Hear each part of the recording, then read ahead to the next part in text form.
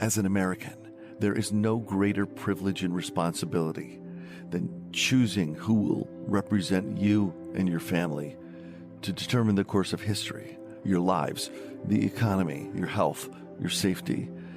On November 3rd, please choose to vote. To vote early, or if you need an absentee or mail-in ballot, please visit vote.org. Your future self thanks you. This is Mouth Media Network. Amplify and connect. Weird facts. Cotton candy was invented by a dentist. A cloud can weigh more than 1,000,000 pounds. The sea-dwelling comb jelly has a disappearing butt.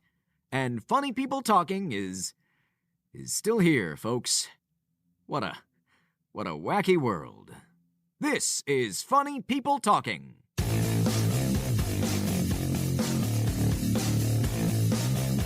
Hello, it's me, Mrs. Kasha Davis, and I would rather be eating someone else's boogers than listening to funny people talking. Funny people.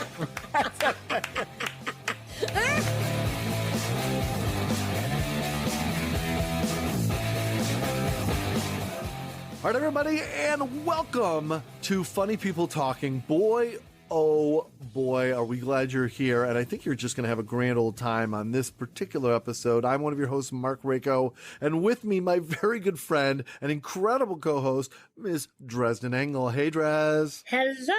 Hey. How are you? I am absolutely fantastic. I love summer, but I think I love fall more.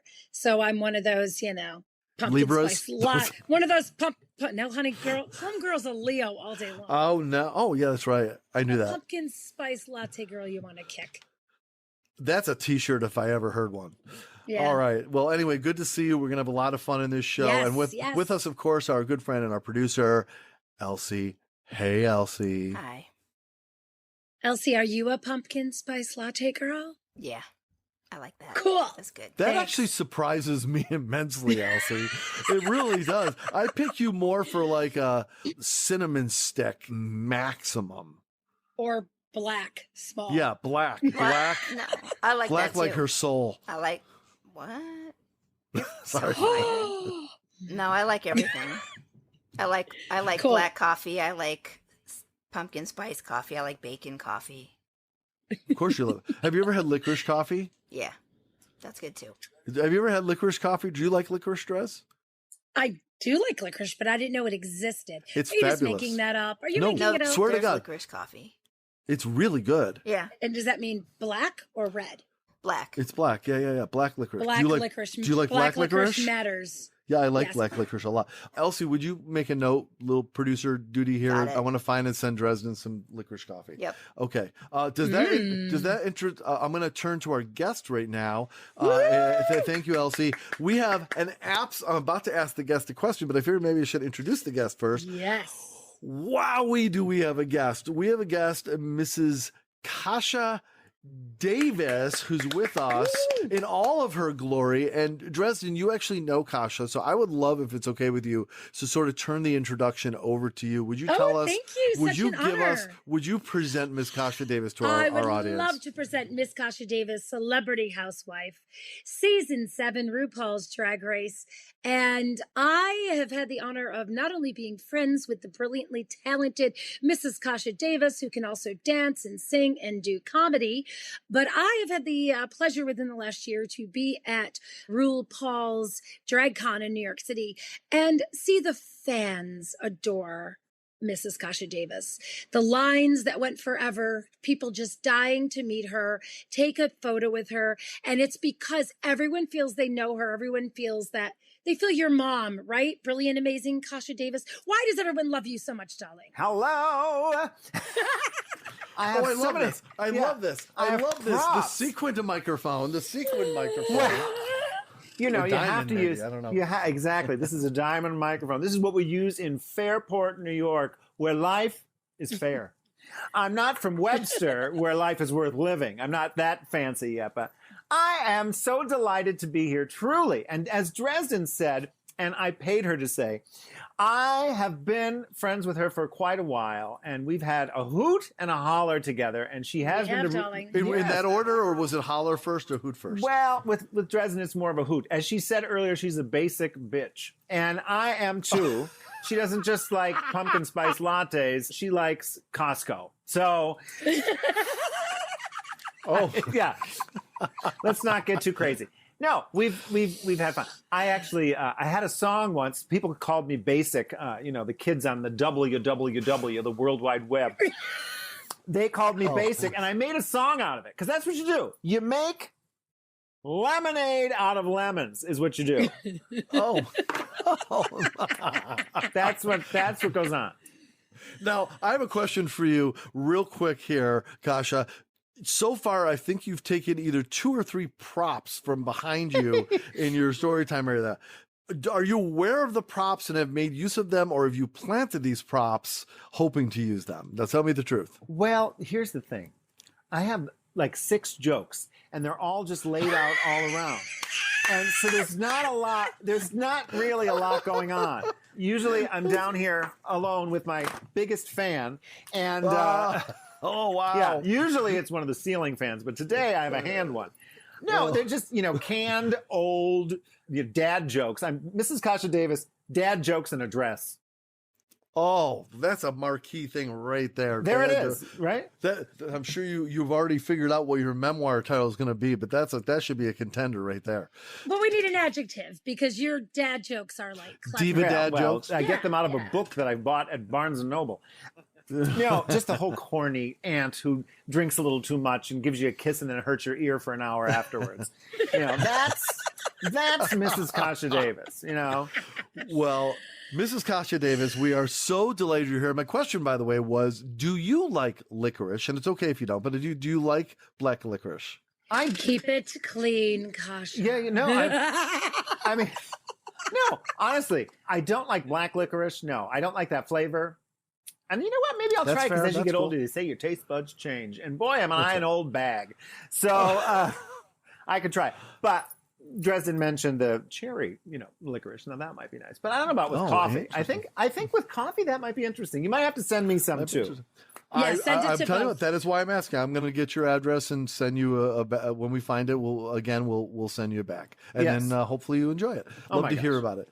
By the way, we don't have business with a coffee company or anything like that. This is just a personal thing. So, all right, we have a great show coming up. I feel it's already been a good show, and there's lots more coming up. We are going to talk a little bit about what we've been up to lately. We're going to take a visit into Dresden's celebrity world, or the world of Dresden plus celebrities. We're also going to have another episode of Yum or Yuck with Miss Elsie. And of course, we're going to play an improv game with Mrs. Kasha Davis. And we are also going to find out lots more about the world o' Kasha coming up right after this. But first, I have a question for you, Dresden.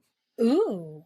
And the question is, I noticed that there are what I count, and I may not have the count correct, but I count somewhere between 300 and 400 multicolor troll dolls that are stacked all around you right now where you're recording this. And I've never seen you with that many of anything around you. What is your explanation of 300 to 400, I'm guessing, multicolored troll dolls? Why? Oh, well, Mark, let me tell you about these troll dolls. I like an array of color. I also like to feel better about my own hair. And looking at, they're really not very good hairstyles. It makes me feel a little bit better. It also makes me think of the starving children in Africa that my mother always told me, I had to eat all my food because there were children starving in Africa. So now I collect these plastic naked children together. So if I do have extra food, I can share it with them directly. So it's a combination of a giving spirit mixed with confidence via comparison. Yes, it is. And, it could be considered hoarding in a very strange way. And certainly hoarding if you didn't give the kids the food too, right? Yeah. And then, the new term trolls on the internet. So I figured if I gather all the trolls here, nobody could say anything bad about me on the socials. All right. On that note, Dresden, why don't you tell me to start the show? I'm also kind of terrified now in my office in the dark, thinking there's trolls surrounding my office. Hey, Mark, let's start the show. All right.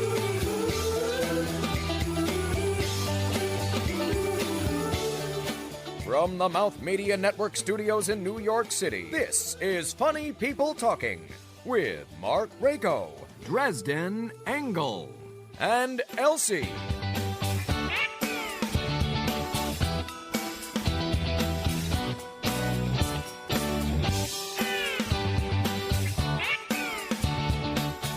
All right, everybody, glad you're here with us on Funny People Talking. Of course, we are here with Mrs. Kasha Davis. I just feel like I need to keep adding many adjectives to that. The Empress, Mrs. Kasha Davis. Lovely and vivacious. That's more of a noun, I guess, but yeah. That old bag, this old bag. Yeah. Right. Basic, So lovely to have... seasoned. Yeah. No, you want to know the truth. For those folks who don't realize we are all watching each other on a video screen just to be able to interact because of the Rona. We can't be together in the big cité. But I was feeling pretty good looking at myself, and then the glamorous, lovely, beautiful Mrs. Kasha Davis popped up. So, I'm going to go put it on a little more rouge. Yeah. Again, I just sent you $10 in your Venmo. And just so you know, from here up is Mrs. Kasha Davis. From here down is Ed. It's hairy legs and balls out. Can we see it at the end? Yeah, sure. I didn't hear balls out. Guys, can I just tell you something? Because Kasha and I have mutual friends, she puts the funniest things in her Venmo memos. She'll write tampons, pregnancy test. Like, I love reading your Venmo. She's checking to see how much money I'm spending is what she's doing. Yes, well, that's good, it. Exactly. Well, I don't really know how many tampons you could buy for $10, to be honest with you, but It keeps you thinking. doesn't it? Yeah. Though? Okay. Yeah. It depends. Right. Always does. Yeah. That's it. Yeah. You want to stay free. Okay. All right. So here's what we're going to do to start out here a little bit. We have yet on this show to have an official Dresden celebrity moment. And Dresden and I kind of figured out if we were going to do this, should there be a title for this segment? And I threw out Pop Goes the Dresden. I think Dresden said something like a Dresden celebrity moment. Or just a Dresden moment. Yes. A Dresden moment. Because I'm from Kodak Town, Kodak That's right. moment, So, ladies and gentlemen. And now, it's time for Dresden Moments. Here's the concept of the Dresden moment. You may not realize this, and maybe a little bit in our first episode with Dresden, you heard it, but Dresden, and I think you probably know this, Kasha, Dresden has had an interaction, probably like you have, with many a celebrity, and she seems to have an unending river of stories. And I've asked her every so often on this show, if not every show, to have one at the ready. And I don't even know if you need to. I think they just come to you. But I was sort of curious who you wanted to talk about today and if it was inspired in any way by Kasha. There's a couple of different ones that I'm looking at. I had the benefit for a couple of decades to be public relations director at a film and photography museum. And through other public relations interchanges in my life, I've had the incredible pleasure of meeting fabulous people. And I have so many, but to be inspired by Mrs. Kasha Davis, I think I'm going to have to go with Fay Ray, one of the first divas ever, 1933 King Kong. Ooh, yeah. We're celebrating her 93rd birthday, and I have all this press ready to meet her. I mean, if you go to Black and White, the gorgeous blonde screaming made me think of Kasha. And the lovely 93-year-old woman just about to introduce King Kong, the movie, but we have press coming first. And she says, I can't do interviews right now. We just had spinach salad for dinner. I have spinach in my teeth. I said, I don't see any spinach. I need to floss my teeth. Well, she didn't have any. So I rustled a security guard, one of those little dental floss things that come in the little cellophane. And then she said, I can't do it myself. The lighting is not good in this restroom. So I'm the only one in this entire listenership who has flossed Fay Ray's teeth. Original King Kong. And then my very strange brother-in-law kept it so he could clone her in the future, but that's another story. There you go. Time. And scene. That will be the oldest star I will bring up. I promise they'll get more contemporary as we go. I don't care. That's great. Fay Ray. Fay Ray. Yeah. Floss Fay Ray's teeth. Whatever happened to Fay Ray? So beautiful Kasha has starred as off-Broadway and in Rochester, New York, as Rocky in the Rocky Horror fabulous, Picture Show. Rocky Horror and Wow, Slade. And, yay. like I said, also a Frank. singer and dancer. So many people don't know Fay Ray, but they know her name from that song. Right. You started as That's right. Frankenfurter. Yes, Frank. Not Rocky. I don't have those Does it guns Rocky? anymore. Yeah. Yeah. Sorry, darling. Yeah. She just wanted to give you the title role, which Yes. technically. So, Yeah. all right. Well, thank you, Dresden, for that. That was awesome. And disgusting. And disgusting. Really. Could you I imagine? had to do it. Yeah.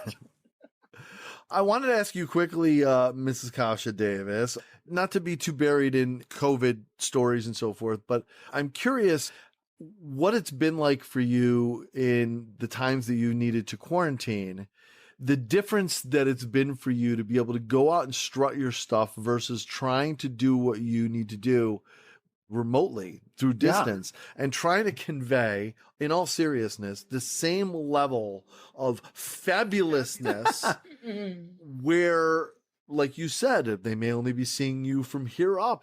There's a difference in presentation doing something through video than it is in person, and the way that you can move the entire body and they can see the entire ensemble, and the way that you walk and move around is very different. And so my question is how have you had to think about the way that you present yourself to give the same level of impact that you want to deliver, knowing that it's confined to Actually, Mark, can I just jump in here? Yes. Elsie, can we start a new thing? We do this for each other. Can we have like a safe word per show? Like if someone's going too long, like Kasha knew how to answer your question. Oh, I see. see. So if I ever go too long, you ever go too long, like that's great. Iguana, I love that. like you can have a safe word on the show. Donkey. Yeah. So I'll DeLorean. throw out. Yeah, and so you pick.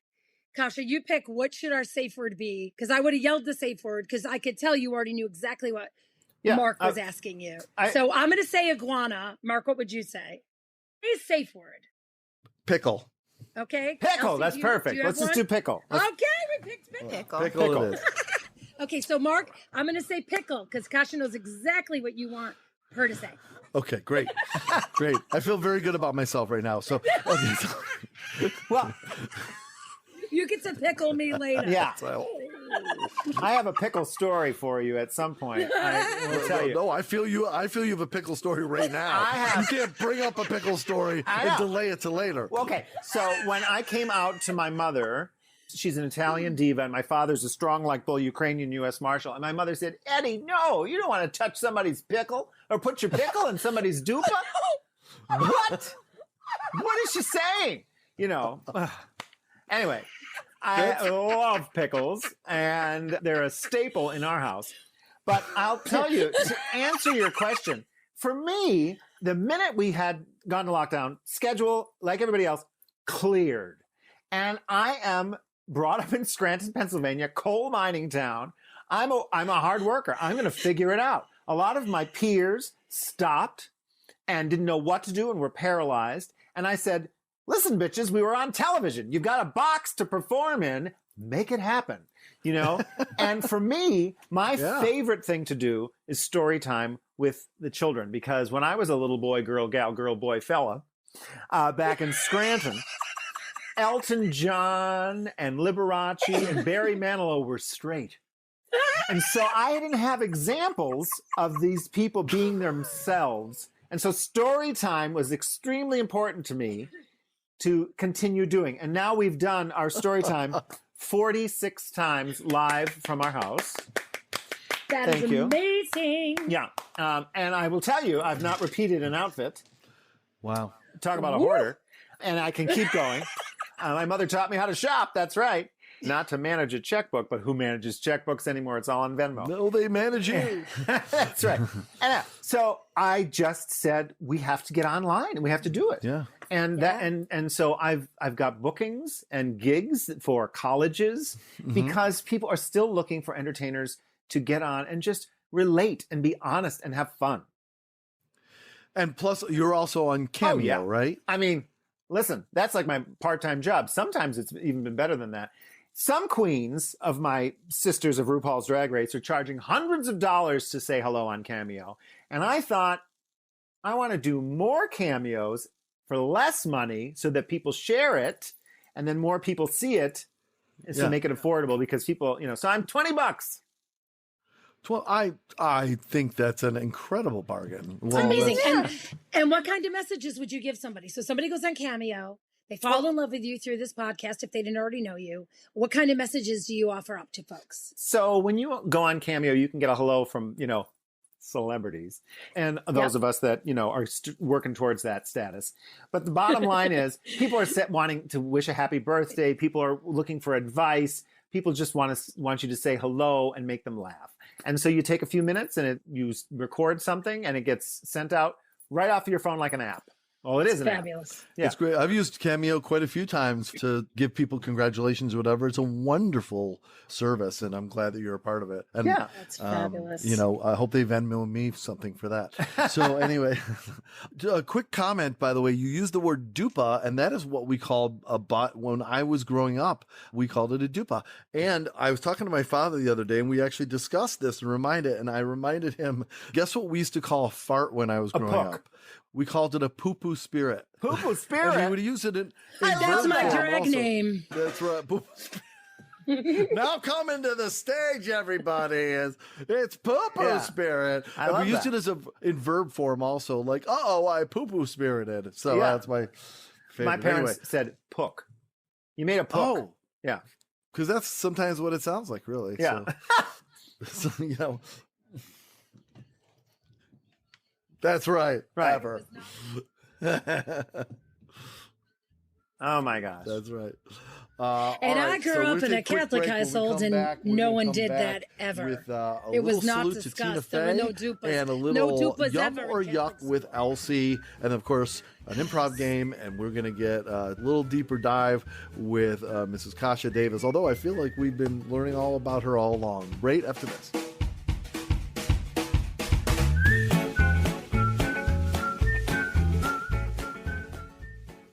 In case you're wondering, we're basically the Jar Jar Binks of podcasts. This is Funny People Talking.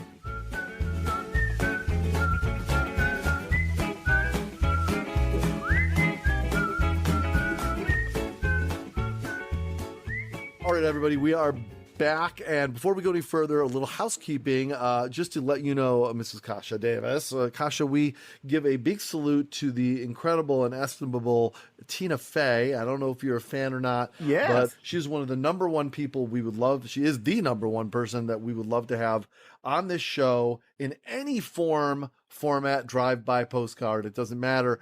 Just something. It comes from the fact that I've had several near misses with her over the years, and I just feel the need to close the circle, and this is a perfect place to do it. So we do a little salute to the comedy gods and put it out to the universe. So we're going to do that now. You're welcome to participate or just watch.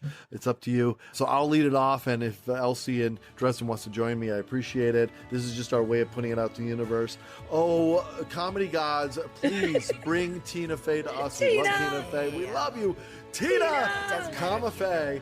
Fey, comma Come on, Tina Fey. We love you, Tina Fey. We want you here because You're are not the a mean best, girl. best. You're not mean. And we hope Tina that you will Fey join us. will join you. Yes. Tina Fey will join the podcast. Yes, she will. That's all we ask. Thank you. And amen. Thank you so much there, Kasha. And all right. amen. So before we get into our improv game, Ms. Elsie, our producer, always has something to do with food on the show. Lately, at her Instagram, at Elsie the producer, and by the way, you can also follow us at Funny People Talking, but at Elsie the producer, Elsie's been putting out a series of videos recently that are her way of tasting food, since we can't do it actually on the show right now because of quarantine and social distancing and remote calls and everything. And we call it Yum or Yuck. She tastes snacks from anywhere in the world that she's been able to find them, and shares the experience with us and tells us what she thinks. And let's go, Elsie. How about a little Yum or Yuck? What do you have for us today? I'm sorry. I need to explain to Kasha, and then she rates it on a scale of chickens. Okay. You're on, Elsie. She was baking, she's cantankerous, and her cat's an adjustment. She's the producer, it's Elsie.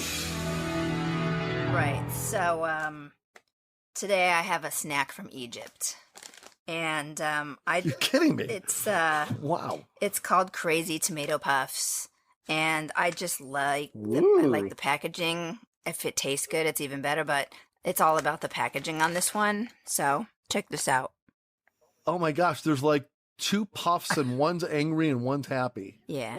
Who cares they're angry Crazy and happy? tomato. They have faces. Yeah. Crazy Tomato Puffs. You're jumping in for emotion. I'm horrified that they're personified. Oh. It's like the Cheeto. I like Yeah, I hope you don't open it and they have those little faces on them and you feed them as they go. Right? All right, I'm gonna open them. Okay. You know, I got to tell you. So my heritage is Egyptian. My grandfather was born in Cairo. That's right. I forgot that. I have never heard of a processed product coming from Egypt. Well, it's 2020. I know. They have these great big metal tubes that fly in the air called planes, Dresden. No, I'm just saying. I'm very excited. This is cool. All right, let's see what's going on. So they smell like ketchup. They smell like ketchup, and what do they look like? They just look like cheese puffs, basically? But wait, Elsie, I'm big on this smell. Going in, now that you've smelled it, are you discouraged a little? No. All right, chop but it's like sweet, sugary kind of ketchup. Okay. It's sweet. So the good kind. And are there any faces on the Cheeto? Witness. Okay, they're faceless. It does just look like a cheese puff, kind of little red on them. Like an anorexic cheese puff. All right. Like skinny. 1, Munch 2, away, girl. 3, go. Oh, satisfying crunch. Mm-hmm. Wow. What do you think? They're more dense than like cheese puffs here. There's more to them. They're not as airy, but they're good. They're good. She's having another. That's 2. Yeah, that's a good point. That says something. What do you? How many chickens you give this? They're good. Are they overwhelmingly tomatoey? No. Are they crazy? No. So, if it were just based on packaging, I'd say 72 out of 72. I'm going to say like 55 out of 72, just because I'm not getting crazy. I'm not getting so much tomato, but they're good. So you're not getting on a plane to go to Egypt and get more, but if you said, do you want to have a bag of those puffs, I would say sure. Sure, they're good. They're good. That's a good way. But just don't tell me that they're crazy or a tomato. So officially, Yum or Yuck? Yum. All they're right. yum, but yeah. Is it too much of an endorsement for me to ask where you found them? Because I'm intrigued by my food made by my brethren. These were actually given to me. Oh, okay, Sometimes people give me stuff because they want me to try it because they're too afraid or they want to see my reaction. We have Remy Malik and Cheetos with faces coming from Egypt. And they're 15 years old. What'd you say? They're 15 years old. A friend was they were so afraid to try them. They were like, I don't know. That's right. Elsie'll try them. Well, it's funny because Mikey likes it. The unhappy cheese puff on the cover used to be happy about 15 years ago. Yeah. It's been a long wait. All right. Thank you very much, Elsie. That was fun. Wow. I wish I wonder could if try they sell that, them as a part of a pyramid scheme. Oh! And Mrs. Kasha Davis with the win. She gets the win You still at the win buzzer. because I'm sitting here with all my Egyptian blood pumping through me, trying to come up with a joke. You win, sister. Oh, I that's bow hilarious. to Very, you. very I nice. bow to you. I know, exactly. Is that hair heavy, Kasha? Are you talking about the hair on my back or the hair on my head? Whatever's funnier. Yeah, exactly. Well, I shaved my chesticles for your entertainment tonight, but I did not shave my arms because they're down here. But I did wear nails because my drag mother always said you have to wear nails. My wig, I counted the other day, I think I have 46 styled wigs like this. It's beautiful. It's like 34. a giant shell. Yeah, it is. And I have a designer, one designer in Rochester and another one, and this right here is like foam. So, drag queens have to play with the idea of proportion. So you have to have big hair when you have these broad shoulders. And I always got to have the boobs out because that just makes the fellas go wild.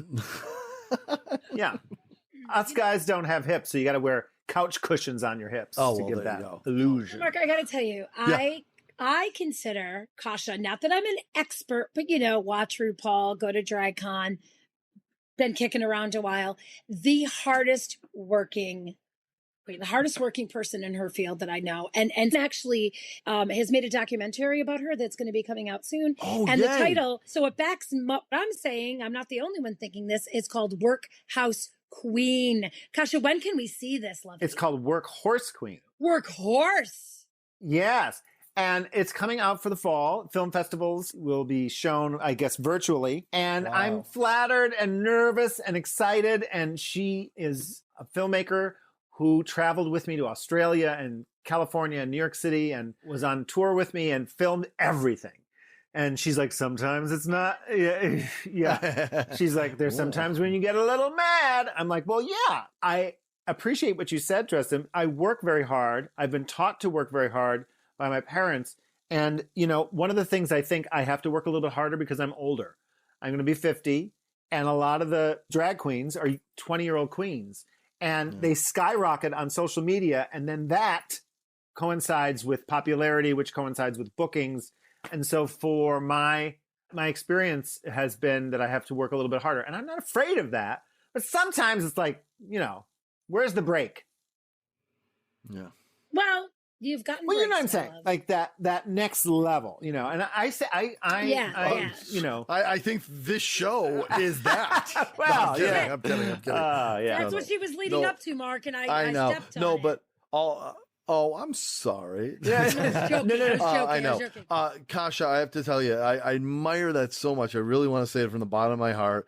The work ethic that you have, the attitude that you have. I've only known you for a few minutes in this virtual way, but you exude. I'm sorry if I'm fawning a little, but you exude just this credibility of effort and professionalism that truly will be the difference aside from the hard work itself. It's that, you know what? We can depend on Kasha. We know we can depend on her. Yeah. We know she will come through. Also, talk about her changing things. I mean, Kasha, can you give some insight for folks who might not know? People have heard of like Drag Story Hour. Well, you've taken it to a whole new level. I mean, do you mind like giving some insight as to, I've seen packed theaters with families and kids coming to see you do this. Somebody call Pickle. Kasha knows what to say. Pickle. I need to shut up. All right. So, Kasha, give us some insight into this amazing... Pickle already. Okay. Yeah, you're very sweet. Thank you for mentioning that I would be dependable and hardworking because this is a business. The entertainment business is a business. And the idea is, when you're asked to do something, you say yes. You show up and you do your best. These are the things that I've learned. And eventually, like anything else, word of mouth, that spreads and people will ask you back. And that's what it's about, getting asked back. Anyway, story time, so fabulous. We worked together at Blackfriars Theater, a local theater here in Rochester, and we created... Yay, Blackfriars, performed there many times. Oh, okay. I love Blackfriars. Sorry, go ahead. I appreciate that because they are fantastic. And Dresden and I have both worked there, as you have. And the idea is that we wanted to make sure that everyone felt welcome. A lot of times, Story Hour is designated for the kids that maybe didn't feel like they had a place.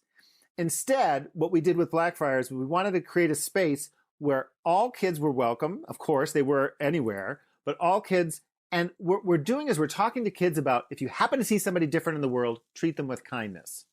So it's not hammering home, I'm a drag queen. Because guess what? The kids, I was asked one time in an interview, why aren't you explaining why you're in drag? The answer to that is the kids have never asked the question. It's Mrs. Kasha Davis. That's who they're coming to see. And so that started to really snowball into this now Pee Wee Herman's, the camp of Pee Wee Herman and the honesty and the messaging of Mr. Rogers. Amazing. So, I think that deserves a honestly. Really. Thank you. And I'm passionate about it because I love kids. And like I said, there was not a place for this when I was a child. And I figure that's what you do in life. You give back and find ways to put that forward. Yeah. All right.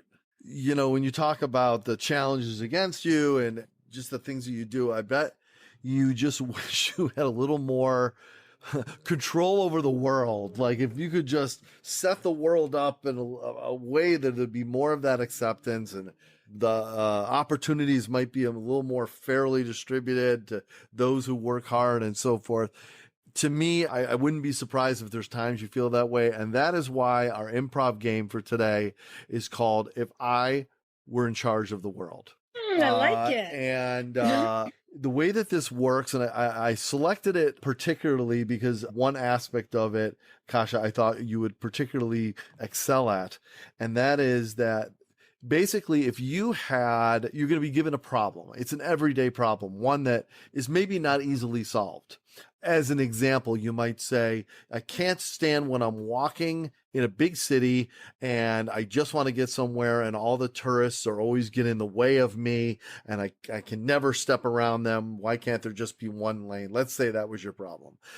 Well, what if you had unlimited wealth, access to unlimited materials? You could change laws as you wanted to. You could enable anything. Maybe there's even witchcraft involved. Who knows? If you were in charge of the world, how would you solve this problem no matter what it took? And the key is that when you start your turn at the game, you will be given a problem to solve. You must announce it in this manner. If I were in charge of the world, I would do X, Y, Z. That's a rule. Okay. So I felt that would be right up your alley, so to speak. So I will start it out and demonstrate. That's only fair since you've not played this game, although I'm sure you'll do it capably.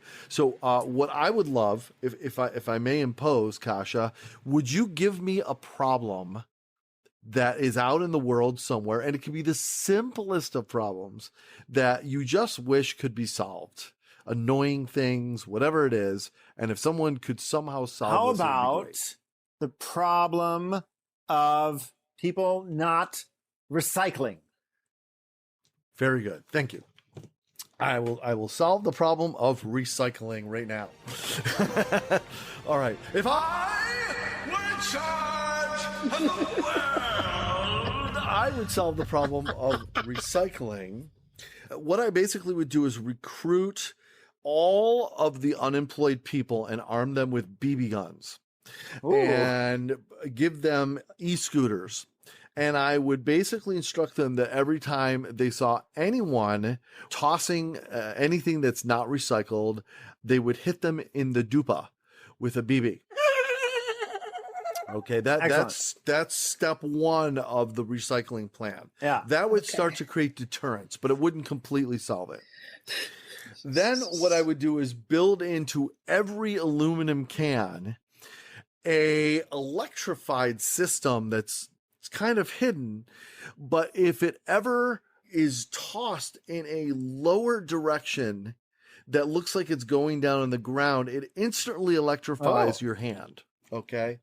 And then the third thing I would do is that if anyone is caught not recycling, they would be sent to North Korea.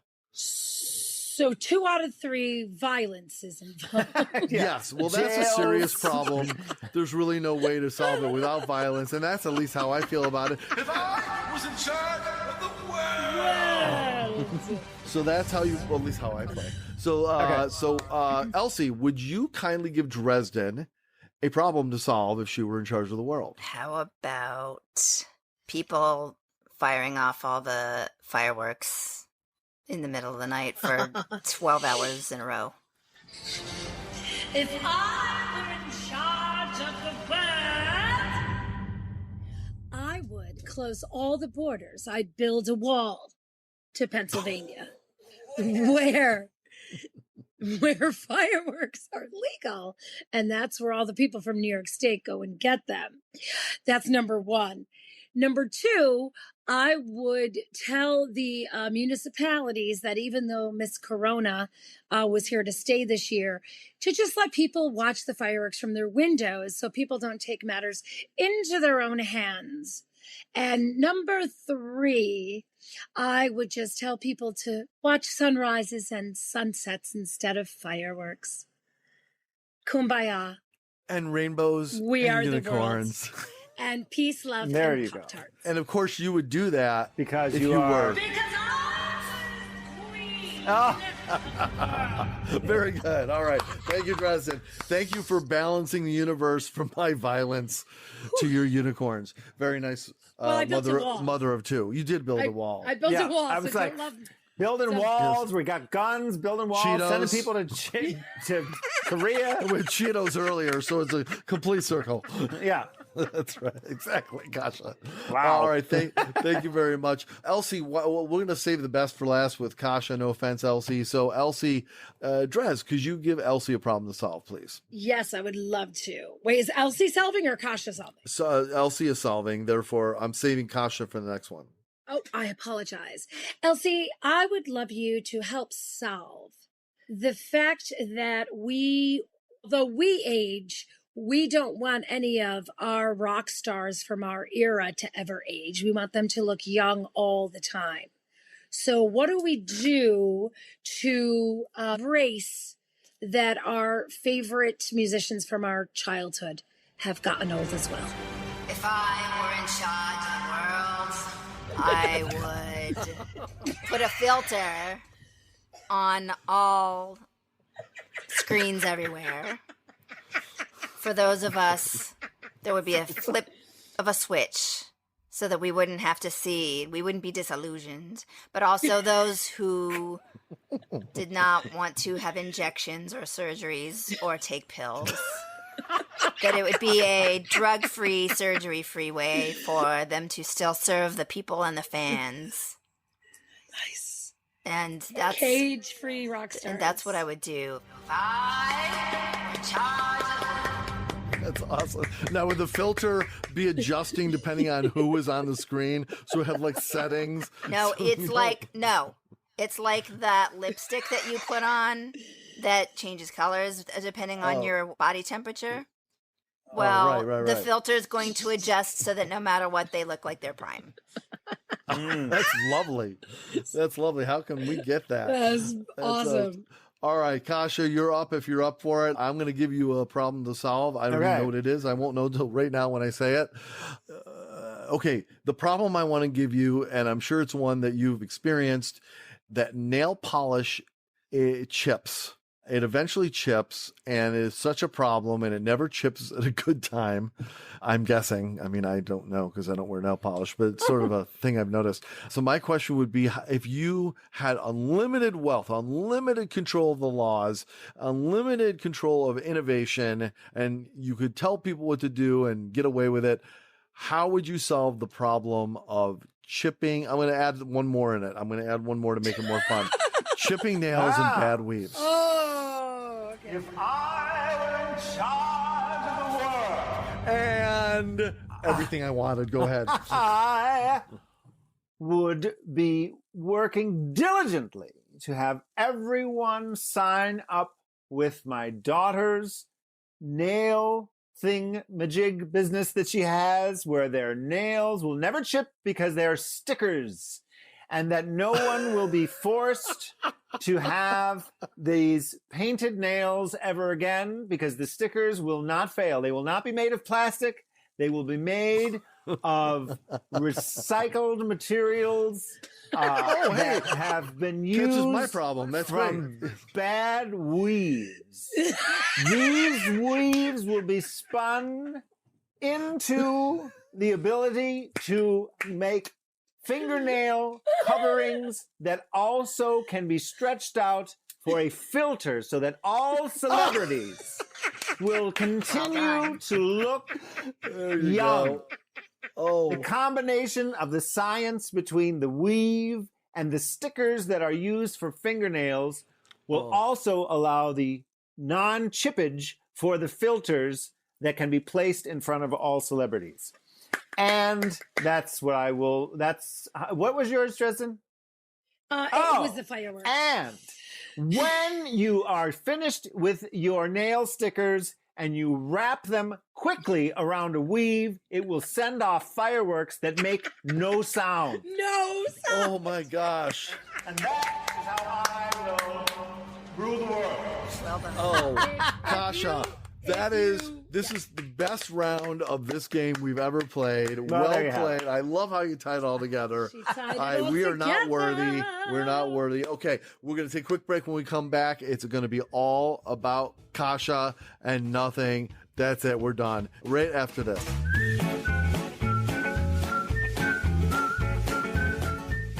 Make sure to follow us on Instagram at Funny People Talking and Elsie at Elsie the Producer.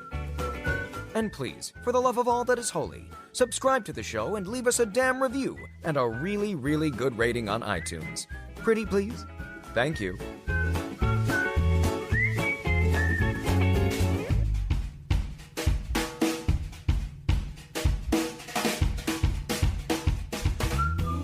All right, Kasha, you are amazing. We're going to spend a few minutes just talking just nothing about anything except the most important thing, and that is Mrs. Kasha Davis. So I'd kind of like to start here.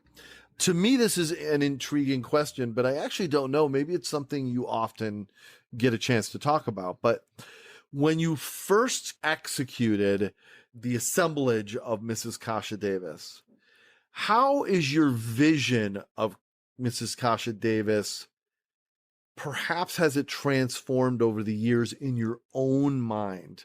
What it means to you, who she is from that first moment to where it is now, and maybe even where you envision you still want that to grow? That's a fair question. So Mrs. Kasha Davis was born on the way back from P-Town with Mr. Davis. Steve and I were driving back. We saw Miss Richfield 1981. And I had seen drag queens before, Darien Lake, Pandora Box, Aggie Doon.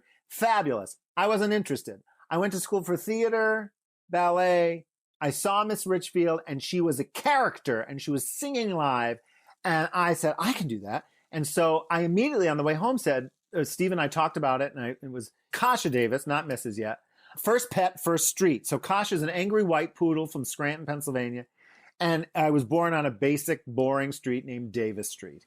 And the character is, my grandmother had a dress just like this. And I have things made that were like my mother and my grandmother now, and my great aunt, Ida. My grandmother was a whistler back in the vaudeville days. And boy, could she blow. Yeah. But Kasha Davis then, I was celebrating the aspect of me, Ed, that I've suppressed for so many years. And I was also it was Ed with an exclamation point. And so Kasha then was a raging alcoholic. And it was the housewife alcoholic who did the recipes but got drunk and never finished it. And I made videos like that on YouTube called Kasha's Balls of Love. And everybody loves my balls, and then by the end I'm drunk. Of course. And beer in the rear, chicken, and I make these things. Well, it's changed because as life progressed, I realized I truly am an alcoholic, and I've been sober now for 5 years. Thank you. And now I've realized as time has gone on more, I'm still Ed with an exclamation point. But as I sit here in my basement with lights around me, and I'm being more honest than ever. And so that's where it's evolving. And I used to really put on the character, and now I can hear myself, yes, I'm acting, and yes, I'm playing up some of the Kasha-isms, but I'm being Ed, and the most genuine way I can, and being honest. And I think that's where I'm starting to see more traction. Here, here. Isn't that interesting? The more we reveal of ourselves, often the more it connects with other people because it's that true organic. I don't even want to say authentic. It's just truly organic. I tell people, other peers of mine, just tell the truth because that's what we're human beings. Technology doesn't matter. I used to manage a telemarketing call center and I used to tell the telemarketers, I'm like, you have to sit up. You have to be in a good mood. People can tell. Yes. And so technology is it's a tool, but we still have to be ourselves. It's a lesson I used to teach, and now I'm learning it for myself. The greatest acting advice has also been the best personal and business advice I ever got. And I just want to share it because it really mirrors what you're saying, Kasha. And that is, don't ever try to be, especially like in an audition room, but don't ever try to be what you think other people want you to be, because if you miss the mark, you'll look like you're not doing it well. But if you try to be you and you miss the mark, when they need someone like you, you'll be the first person. Oh my God, I love it. And I always have thought about that a lot. I auditioned for RuPaul's Drag Race 7 times, and the 7th time I got on. The 6 previous times, I was trying to give them what they wanted.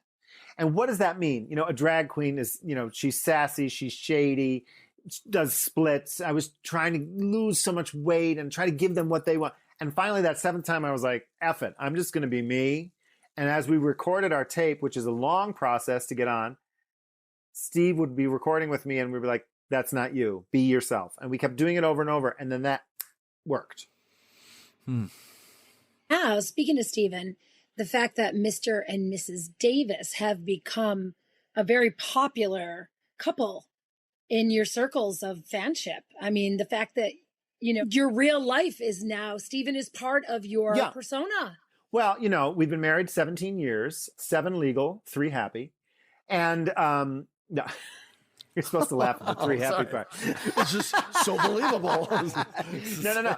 So we're 17 happy years.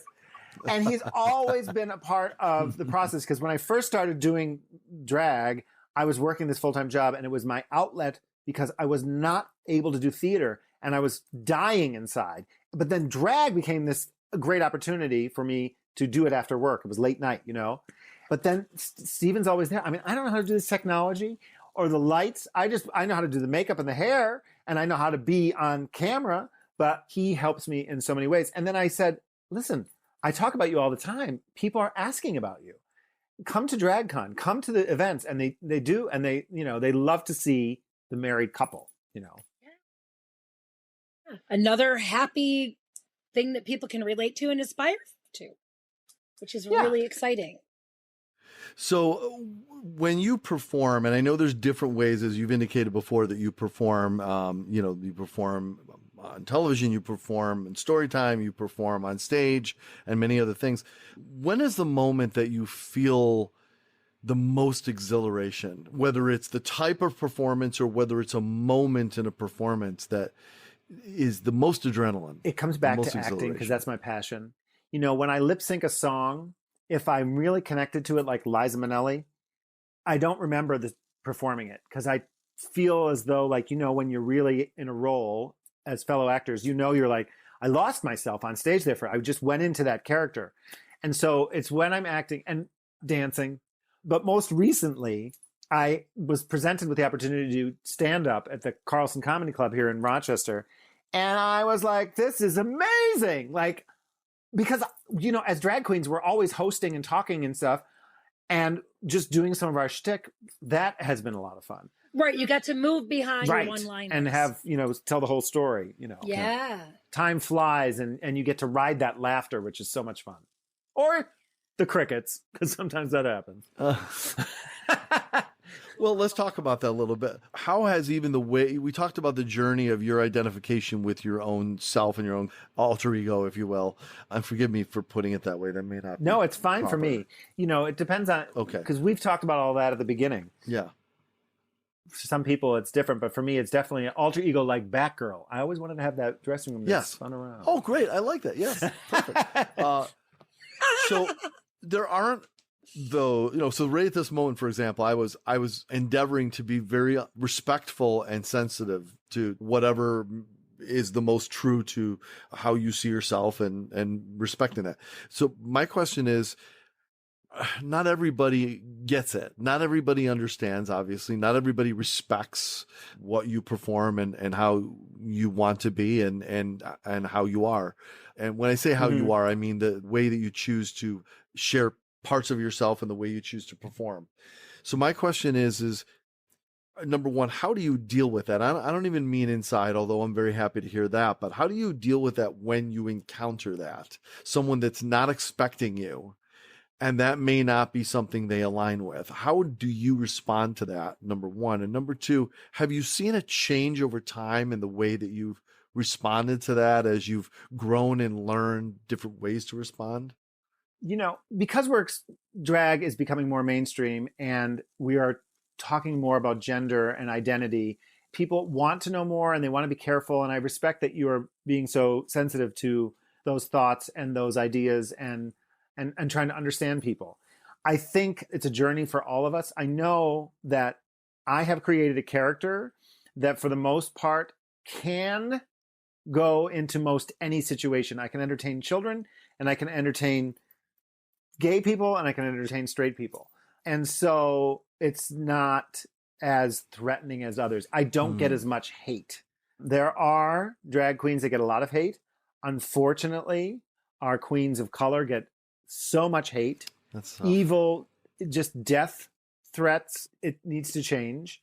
And sometimes from their own community. Unfortunately, there's a story of a situation where trans women were being attacked in Hollywood Boulevard recently, a couple days ago, and maybe a week or two ago. I don't know exactly what time frame.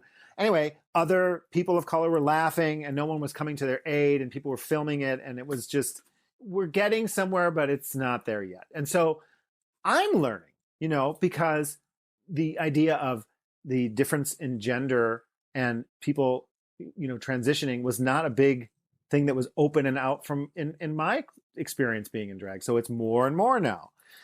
And so basically it's a matter for me of, asking people and respecting, like you are, what their wishes are. When I get hate now, my mother taught me something as a child that I'll never forget. She knew I was getting bullied and she knew why. It was because I was, feminine. And people would call me fairy, fag, whatever. And she said, Eddie, you will never go wrong whenever somebody says something, compliment them. And she said, say something nice. Say like, I like your blouse. She's a fancy lady. So of course this football player insults me and I say to him when he's wearing a jersey, I like your blouse. Well, everybody laughed, and it broke the ice. Like, awesome. Everybody was like, okay. And so I didn't know blouse was not something, And so I like a nice fancy flowery blouse now as Ed. But the idea there was that if you kill them with kindness, they can't come back with anything else. So when I get approached with negativity online, I compliment them.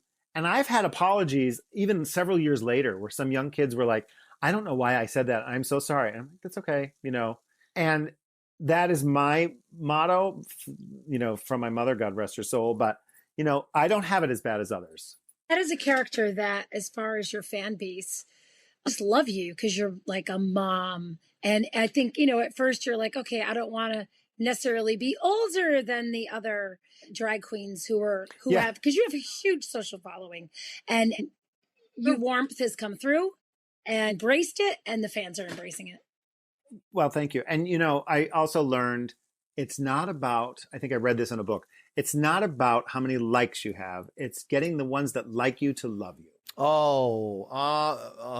love that. That's wonderful. And because then they are going to tell their brothers and their sisters and their neighbors, oh, this particular character or this podcast or whatever, because we get so caught up in comparison. I do. I look at other people's numbers and I'm like, but it's not about that. And then when I get too caught up, then I get that message from somebody who says, thank you so much for your video that you posted. It really saved me today. It really helped me today. It made me laugh. It made me feel. That's worth more than any amount of money because you never know who is watching and who's listening and how you're affecting people's lives. And that's what really entertainment's all about.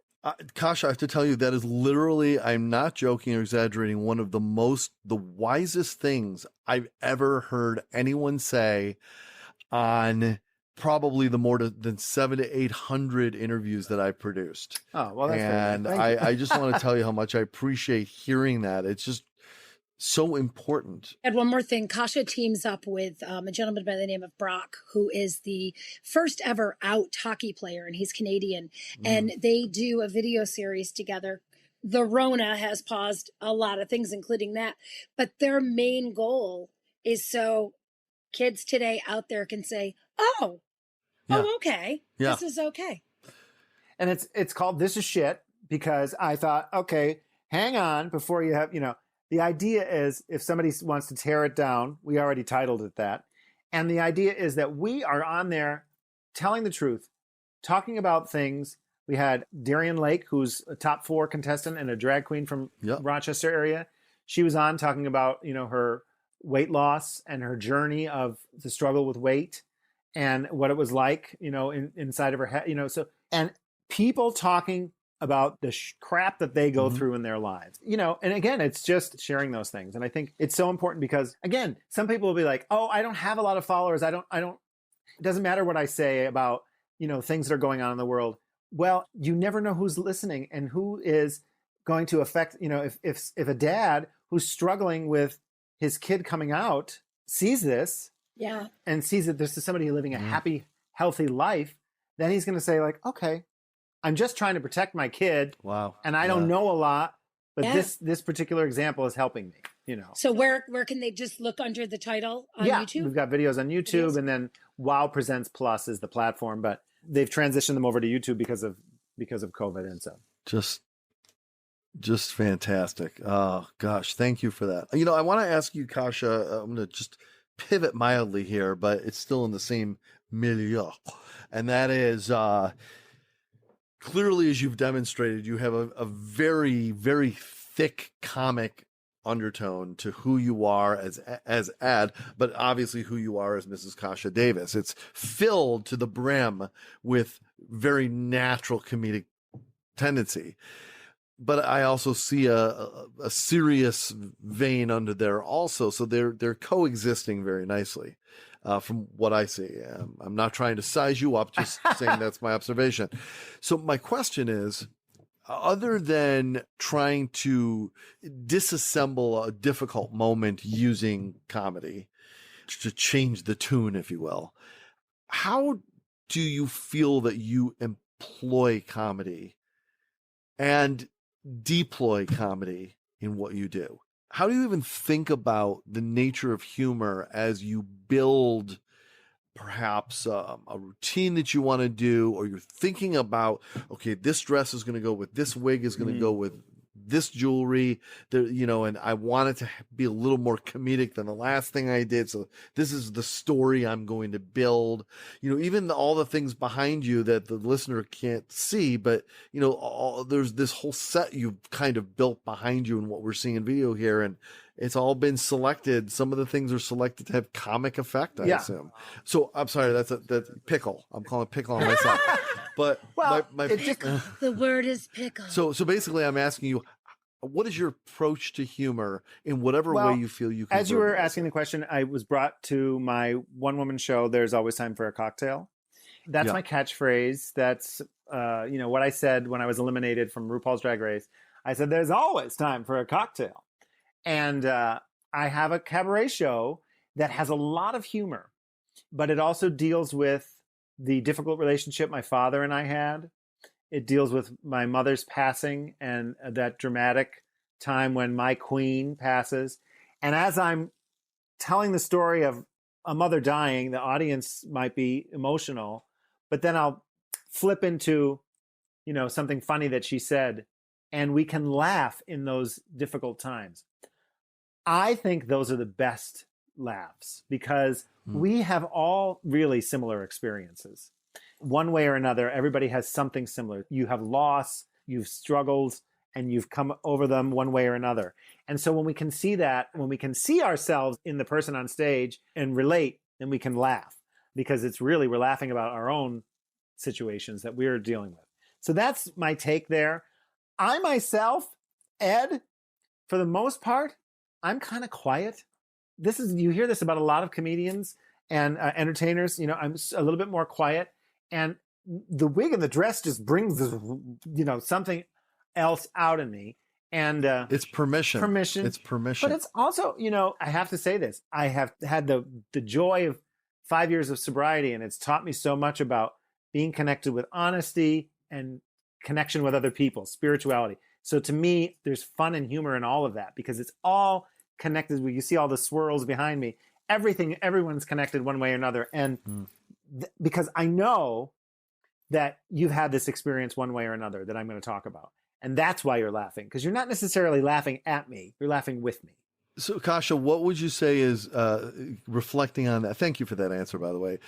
There's much more ahead, but as you kind of look back over the years that you've been Mrs. Kasha Davis, or Kasha Davis, anyway, if you had to select one or two key moments that you're the most proud of in your performance, I don't mean how you might have touched someone, but I walk right into that one. But I haven't fondled anybody. Mrs. Davis she's never had. No, that's not for me. Yeah. No, Mr. Davis and Mrs. Davis. No, that's nope. So from a performance standpoint, where you say, "Oh my gosh, that one night in Toledo, that I killed because this happened, and it was like I've never been able to do it like that again because I'll always remember that moment." Are there certain moments their banner stand out? Yeah, I think there's two. The first one, when I knew my life was changing, when I walked onto the set of RuPaul's Drag Race, they brought you in, you had to stay quiet, you walk behind, they put this mirror that seems like it's from the floor to the ceiling, this tall mirror, and they're like, last look, and you look at yourself, and then the producer pulls the mirror aside and said, everything about your life is going to change from this moment on, and they say, go. And I felt like I was jumping off a cliff, and I walked onto the set, which you're not allowed to see, and I walk onto the set, and there's just all these cameras, and I'm like, as I'm performing in the back of my head, like making my introduction, in the back of my head, I'm like, wow, my life really is changing. And I was so grateful to have that, like, finally I'm doing what I love. Not because, a lot of us theater people are told, well, get a real job because nobody ever makes it. Wrong. Yes, sometimes you have to have multiple jobs to get by, but the bottom line is you follow what you love one way or another. And then the other is I got to open for Bianca Del Rio for a leg of her comedy tour, which is an absolute dream come true. And of course, she's selling out the place and I get to welcome them. And I don't even need to be great because I'm the opener. It's like, woo, but I got to get out on stage to these packed houses and do my thing. And it was incredible. Including Carnegie Hall. She sold out Carnegie Hall. I didn't open for her, but I got to introduce her that night. And I stood there and I'm like, Judy Garland's been on this stage, and it was a big moment for me. But that tour would be the second. What is the biggest thing that's coming next for you that you got to shout from the rooftops? And how can people connect with you or follow you? Well, the biggest thing that's coming next for me is I get to take the duct tape off of my chest and release. Oh my God. That is, Same. No, honestly, my schedule, I've got bookings here from my basement and I look forward to my story time. And I do a new series on Mondays. It's Mondays with MKD. And, a lot of these queens do these makeup tutorials. Let me show you how to put my makeup on. I take my makeup off and I tell something about my life thus far. I tell a little bit of a truth and it's exposing. And you can catch all that on Mrs. Kasha Davis. You can catch me on Twitter, Instasnatch, Instagram. That's something. Someone trademarked that. That could be a thing. Go ahead. Well, no. So when I talk about those, the reason why I was saying that is when I do my cameos, I'm like, listen. I think we found our episode title. Yeah, sorry, go ahead. You can follow me on Twatter, Instasnatch, or Faceplace. What would an old auntie say? That's how she would say. Yes. I was on Faceplace and I saw you. So it's Mrs. Kasha Davis. You can find me all those places. And Google me. I can't believe I show up. And then I'm on YouTube. There's like a couple hundred videos. So. Wow, wait. Well. Because she's workhorse queen. Yes. Workhorse queen. Well, this is true. Sometimes I say this, but this is one of those moments that I just truly, genuinely wish we could steal you for like 2 or 3 more hours and have a couple cocktails and just talk and talk, because this is just the greatest time. And I really admire you so much. Well, thank you. Congratulations on Hear, everything hear. you've earned. Whoop. And Yes, achieved. yes. Oh, So, well, thank you so much for taking the time and energy to join us and share just a little corner of your incredible life. And we wish you the very best. It's clearly a very bright spotlight you're walking closer and closer to. well, thank you. And thank you for having me. It's always wonderful to meet new people. And I'll be looking for my licorice coffee. No in the question mail. about it. It's coming. I won't Trust me. forget. And I would shamelessly ask that when you receive it, we would love to see the results. You gotta see you tasting it for the first time. Oh, absolutely. Yeah. I'll have a whole there new you go. outfit made That's just worth for it right there. All right. Well, anyway, Mrs. Kasha Davis, the incredible, the delectable, the Yes, impressive, Yes. and unique individual. Thank you very much. And thank you, Mr. Davis, for handling the tech. Yes. Yes. Yes, Mr. Davis exactly. on technology. Can we see him? Can we see He's him, up in the Mr. recliner Davis? watching Can you TV pop at this in? point. Oh. He's like, It's "Would you-" over. It's Yeah. over. Game called. He's like, would you stop all yapping right. down there? I can't watch Forensic Files or whatever. All right, Kasha, thank you so much. Wonderful to meet you. And Love that is it, you. everybody, for a truly stupendous episode of Funny People Talking. What a way to start the week. That's it. Thank you so much for listening. You know how much we truly appreciate it. Please check out Elsie's videos at Elsie the Producer and follow us at Funny People Talking. For my good friend Elsie Thanks. and my other good friend Dresden. Mwah! I love it. Pickle. I'm Mark Rako. Have a great day, everybody. And by the way, won't you stay funny? Bye-bye.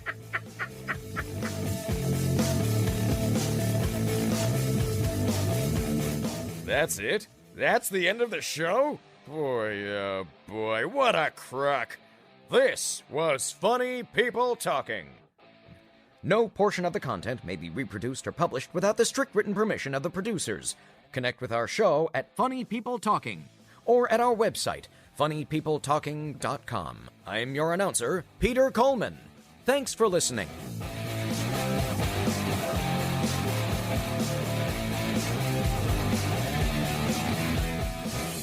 This is Mouth Media Network. Amplify and connect.